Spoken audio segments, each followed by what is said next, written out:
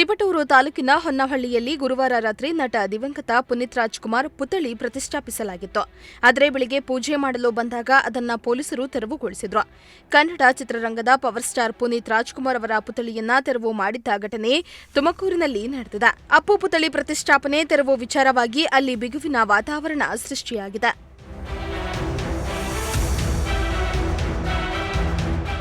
ಹೊನ್ನವಳ್ಳಿಯಲ್ಲಿ ಪುನೀತ್ ರಾಜ್ಕುಮಾರ್ ಪುತ್ಥಳಿ ತೆರವು ನಡೆದಿದೆ. ಹೊನ್ನವಳ್ಳಿಯಲ್ಲಿ ಬಿಗುವಿನ ವಾತಾವರಣ ನಿರ್ಮಾಣವಾಗಿದ್ದು, ಹೊನ್ನವಳ್ಳಿಯಲ್ಲಿ ಗುರುವಾರ ರಾತ್ರಿ ನಟ ದಿವಂಗತ ಪುನೀತ್ ರಾಜ್ಕುಮಾರ್ ಪುತ್ಥಳಿ ಪ್ರತಿಷ್ಠಾಪಿಸಲಾಗಿತ್ತು. ಪೊಲೀಸರು ಅದನ್ನು ಶುಕ್ರವಾರ ಬೆಳಗಿನ ಜಾವ ತೆರವುಗೊಳಿಸಿದ್ದಾರೆ.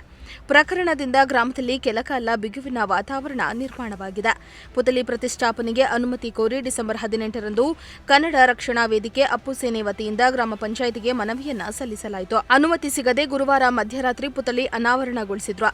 ಬೆಳಗಿನ ಜಾವ ಪೂಜೆ ಮಾಡಲು ತೆರಳುವಷ್ಟರಲ್ಲಿ ಸ್ಥಳಕ್ಕೆ ಭೇಟಿ ನೀಡಿದ ಪೊಲೀಸರು ಪುತ್ಥಳಿಯನ್ನ ತೆರವುಗೊಳಿಸಿರುವುದು ತಿಳಿದುಬಂದಿದೆ. ತೆರವು ಮಾಡಿದ ಪುತ್ಥಳಿಯನ್ನ ಪೊಲೀಸರು ನಂತರ ಹೊನ್ನವಳ್ಳಿ ಗ್ರಾಮ ಪಂಚಾಯಿತಿಗೆ ಹಸ್ತಾಂತರ ಮಾಡಿದ್ದಾರೆ. ಹೊನ್ನವಳ್ಳಿ ಪೊಲೀಸ್ ಠಾಣೆ ವ್ಯಾಪ್ತಿಯಲ್ಲಿ ಘಟನೆ ನಡೆದಿದೆ.